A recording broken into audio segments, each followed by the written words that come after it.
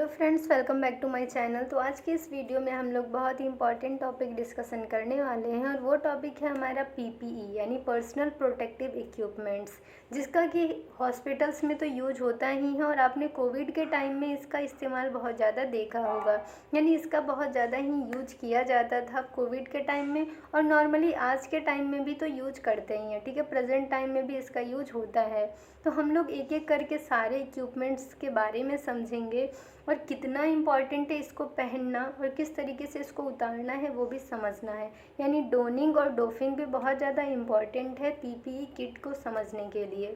ठीक है, तो पीपीई किट क्या होता है? तो पर्सनल प्रोटेक्टिव इक्विपमेंट्स यानी खुद की सेफ्टी के लिए पहना हुआ औजार समझिए। तो यानी जो भी आप पहन रहे हैं वो आपकी खुद की सेफ्टी तो करेगी ही, प्लस में दूसरों को भी सेफ रखेगी। ठीक है, Personal protective equipment kits are designed to protect individuals from exposure to infectious materials और hazardous substances। यानी कुछ ऐसे सब्सटेंस होते हैं जो कि बहुत ज़्यादा ही हजार्डस होते हैं, बहुत ज़्यादा ही इन्फेक्शन का कारण बनते हैं, जो कि इन्फेक्शन फैला सकते हैं। ठीक है, तो उन सभी चीज़ों से बचाने के लिए व्यक्ति को पीपीई किट पहनाया जाता है। ठीक है, ये पहनना बहुत ज़रूरी है खुद के बचाव के लिए। ठीक, These kits vary in components depending on the specific risk they aim to mitigate।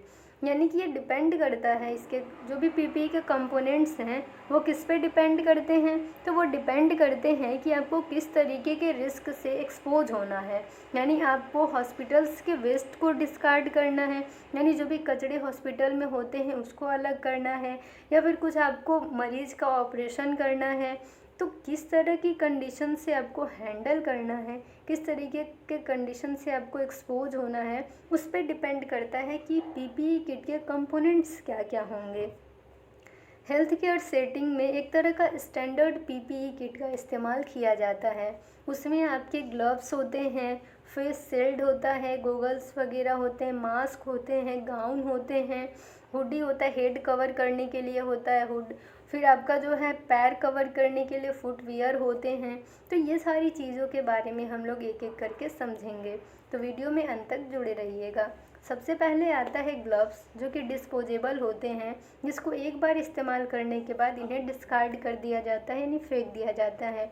ये ग्लव्स बहुत सारी चीज़ों से बने होते हैं, यानी बहुत तरह के पाए जाते हैं, जिसमें आपका लेटेक्स होता है, नाइट्राइल होता है, विनाइल होता है, यानी बहुत तरह के ग्लव्स जो हैं वो अवेलेबल होते हैं हेल्थ केयर सेटिंग्स में, जो कि हमारे हाथों को कंटामिनेशन से यानी कि जो भी गंदगी है उससे बचाते हैं, जो भी जर्म्स हैं उसके फैलाव से बचाते हैं।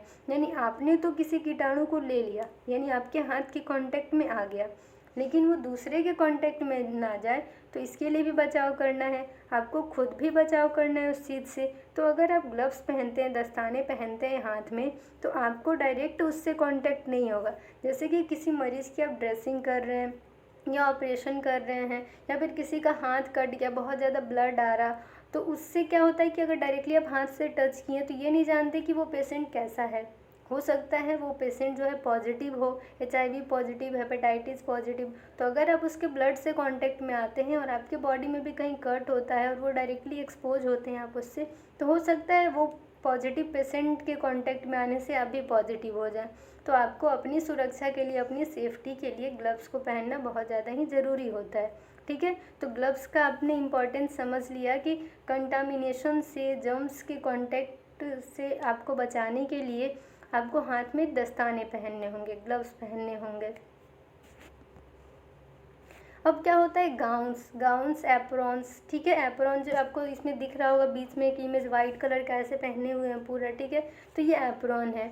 ये क्या किया जाता है कि हमारी स्किन को प्रोटेक्ट करता है, यानी ऊपर से पहन लिया, नीचे तक रहता है, पूरे बॉडी को कवर कर लिया इसने अच्छे से। तो जो भी इन्फेक्शियस एजेंट हैं उससे ये हमारा बचाव करता है। एक तरह का कपड़ा ही है समझिए, जो कि हमने पहन रखा है। ठीक है, पूरे बॉडी को इसने कवर कर रखा है, तो इससे डायरेक्टली हमारा कांटेक्ट नहीं होगा। जो भी एजेंट है, इन्फेक्शन जो कॉज करेगा, उससे डायरेक्टली हमारा कांटेक्ट नहीं हो पाएगा। हमारा बॉडी जो है वो प्रोटेक्शन में रहेगा। एक प्रोटेक्टिव इक्विपमेंट हमने वियर कर रखा है जिसका नाम है एप्रॉन। ठीक, नेक्स्ट है फेस मास्क और कह सकते हैं रेस्पिरेटर। मास्क जो होता है वो बहुत तरह के होते हैं। 3 लेयर मास्क होते हैं, नॉर्मल N95 मास्क, बहुत सारे मास्क आपने सुन रखे होंगे। तो ये जो मास्क होते हैं, अगर हमने इस तरीके से पहन लिया तो हमारा नाक और मुंह कवर हो जाता है। इससे क्या होता है कि कोई भी ऐसी इन्फेक्शन जो है जो कि ड्रॉपलेट से फैलती है, एयर के थ्रू फैल रही है, आपने मास्क पहन रखा है तो वो आपको डायरेक्टली तो इन्फेक्ट नहीं करेगी, आप उस ड्रॉपलेट को सांस ही नहीं लेंगे। अगर सामने वाला पेशेंट जो है, सामने वाला पर्सन इन्फेक्शियस है, यानी उसे वो बीमारी हो रखी है, जैसा कि हमने कोविड टाइम में देख रखा था कि हमने मास्क पहना हुआ था और सामने वाला व्यक्ति जो है अगर मास्क नहीं पहना और वो बोल रहा है, अगर आप भी मास्क नहीं पहने हैं तो बहुत जल्दी आप जो है कोविड पेशेंट हो सकते हैं, ठीक है, यानी आपको वो इन्फेक्शन हो सकता है। तो इसी तरीके से है कि अगर हम मास्क पहने रहेंगे तो वो एक तरह का प्रोटेक्टिव इक्विपमेंट, एक तरह का बैरियर का काम करेगा, आपको बचा के रखेगा उस इन्फेक्शन से, उस बीमारी से, ठीक है। तो N95 मास्क जो है वो भी आपने बहुत ज़्यादा ही सुना होगा, ठीक है, यानी कि एक तरह का रेस्पिरेटर मास्क है।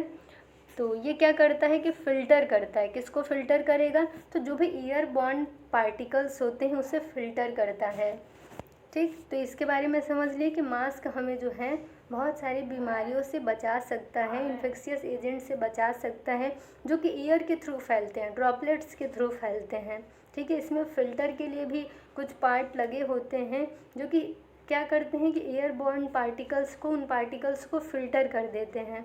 तो हमने समझ लिया गाउन के बारे में, मास्क के बारे में, और उससे पहले हमने क्या समझा था, तो ग्लव्स के बारे में समझा था।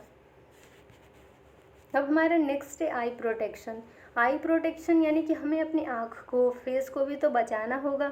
तो इसके लिए क्या होते हैं, गोगल्स होते हैं, फेस शील्ड होते हैं जो कि हमारे आँखों को बचाते हैं, यानी कुछ ऐसे रेस्पिरेटरी ड्रॉपलेट्स होते हैं, कुछ स्प्रेज होते हैं, कुछ ऐसी चीज़ें होती हैं जो कि हमारे आँख में, फेस पे आ सकते हैं, ठीक है, और वो इन्फेक्शन का कारण बन सकते हैं। तो उन सभी चीज़ों से बचाव के लिए हमारे पास होता है गोगल्स यानी चश्मे, और फेस शील्ड जो कि हमारे फेस को कवर किए रखता है, ठीक है।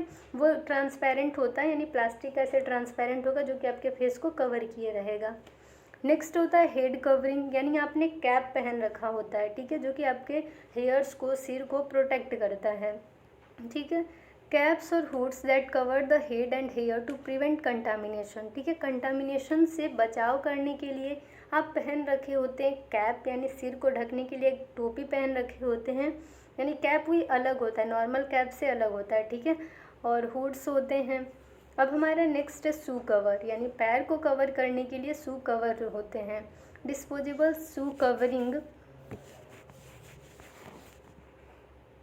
Disposable shoe covering that shield footwear and lower legs from contamination, यानी हमने पीपीई किट ही इसलिए पहन रखा है कि हमारा बचाव हो सके कंटामिनेशन से, ऐसे इन्फेक्शियस एजेंट से जो कि हमें बीमार कर सकते हैं, ठीक है। तो उन सभी से बचाव के लिए हमने ये सारे जो भी इक्विपमेंट थे वो पहन रखा है।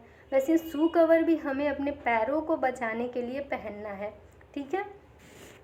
अब हमारा नेक्स्ट पॉइंट है, the selection and use of PPE are dependent on the specific situation and the level of exposure risk. PPE is critical in preventing the transmission of infections, especially in healthcare setting, hazardous material handling, and situations where exposure to biological, chemical, or physical hazards is likely. Proper training on the use, removal, and disposal of PPE is essential to ensure its effectiveness. यानी कि ये जो PPE kit का इस्तेमाल होता है और इसका सिलेक्शन होता है वो डिपेंड करता है सिचुएशन पे, और ये भी डिपेंड करता है कि किस तरह के रिस्क से आप एक्सपोज होने वाले हैं, ठीक। पीपीई किट का जो यूज है वो क्यों किया जाता है ये तो आपने समझ लिया कि कंटामिनेशन को प्रिवेंट करने के लिए, आपको बीमारी से बचाने के लिए, जो भी हजार्डस मटेरियल है अगर आप उसको हैंडल कर रहे हैं जिससे आप बहुत ही गंभीर बीमारी के शिकार हो सकते हैं, तो उनसे अपना बचाव करने के लिए, ठीक है। और अगर आप कोई भी, जैसे कि हॉस्पिटल्स में होते हैं बहुत सारे मतलब कचड़े डिस्कार्ड होते हैं, जिसको आप डायरेक्टली जो है अगर उससे कांटेक्ट में आते हैं तो आप सही में बीमार हो सकते हैं। अगर आप ऑपरेशन करने जा रहे हैं तो एक एसेप्टिक टेक्निक को फॉलो करने के लिए आपको ये पीपीई किट वियर करना होगा। तो बहुत सारी चीज़ें ऐसी हैं हेल्थ केयर सेटिंग्स में, हॉस्पिटल्स में, जिससे आपको फॉलो करना होता है। उसमें आपका ये पीपीई किट भी है, जिसको कि पहनना बहुत ज़्यादा ही ज़रूरी है। ये भी एक तरह का बहुत ज़्यादा ही इम्पॉर्टेंट प्रोटोकॉल में आता है। तो इस तरीके से इस छोटे से वीडियो को यहीं पे एंड करते हैं, और डोनिंग और डोफिंग के बारे में हम लोग नेक्स्ट वीडियो में डिस्कशन करेंगे। डोनिंग यानी पीपीई किट को पहनने की प्रक्रिया होती है, और डोफिंग यानी कि पीपीई किट को निकालने यानी उतारने की प्रक्रिया होती है। ठीक है, जिस तरीके से हमने पहना उससे अलग थोड़ा तरीका होता है उसे शरीर से निकालने का। तो ये डोनिंग और डोफिंग हम लोग नेक्स्ट वीडियो में समझेंगे। तो इस वीडियो को यहीं पे एंड करते हैं। Thank you for watching my video. अगर आप चैनल पे नए हैं तो चैनल को सब्सक्राइब कर दीजिए और बेल आइकन को प्रेस कर दीजिए, ताकि आपको सारी लेटेस्ट वीडियो की अपडेट्स मिलती रहें। तो मिलते हैं नेक्स्ट वीडियो में।